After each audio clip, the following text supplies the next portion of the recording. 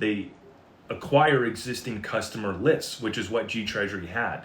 So instead of building out a treasury solution from the ground up, Ripple has the liquidity solution and the utility of the XRP ledger, but they can just go out and buy that client list, and that's what G Treasury had. And then they integrate it with the XRP ledger on the back end. Now, speaking of integrations, we got a big one coming up here, folks. And we're talking about Zalman Wallet integrating with Flare, and they're about to bring one tap, maybe two taps and a swipe, Face ID, depending on how you have your Zalman Wallet set up. Two-factor authentication, right, etc. They're about to make it very easy to get yield on your XRP through Flare, where your XRP won't leave the XRP ledger. And the best part about this too is they're setting it up so that you have a representation of XRP on the Flare network with FXRP. And so you never sell your XRP in this process. This is something that I just realized the other day. And this is going to be so amazing. The fact that you'll be able to go get yield on your XRP on Flare, but you won't have a taxable transaction to go do so. Right? Your XRP stays on the XRP ledger. You don't sell it.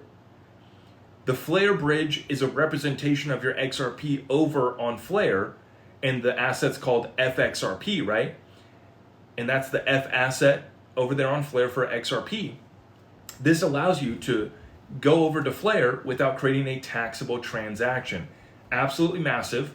And there's billions of XRP already on the Zalman wallet waiting for that, easy process to earn yield. And so we're looking at this right here. Vijay Vin from XRPL Labs says, here's what's going to happen very soon. Flare Networks and XRPL Labs collaboration. No need to create another wallet. Earn yield safely and fully self-custodial on your XRP on Flare without having to leave the Zalman wallet. Somebody asked him timeline. Vijay says this quarter very soon.